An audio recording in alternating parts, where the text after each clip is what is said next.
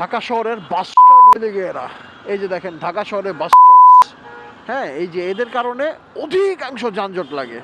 এই যে মানে মুখটা বাঁকা করে রাইখা দিবে, পুরা রাস্তার অর্ধেক নিয়ে নিবে। জানোর সন্তান শালারা। সামনে কিন্তু কোনো জ্যাম নাই, আমি জ্যাম ঠেললাম বলে ৩-৪ মিনিট ধরে, সামনে এসে দেখি এই 2টা বাসের জন্যই ৩-৪ মিনিট জ্যাম। মানে কি বলবো, এদের কারণে ঢাকা শহরের যানজট 70 থেকে 80% লাগা যায়।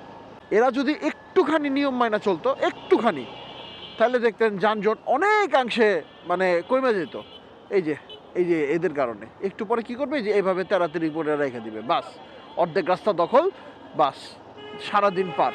ঢাকা শহরে যানজট লাগার পেছনে এই বাস চালকরা দায়ী, আর নতুন করে যোগ হয়েছিল এই যে এরা, এই যে টোটো চালকগুলা, হ্যাঁ, এরা যদি না থাকতো তাহলে মানে অর্ধেকের বেশি যানজট কমে যায়। উফ আল্লাহ, দিনে দিনে যে আর কত কিছু দেখতে হবে, এটা তো মাত্র শুরু।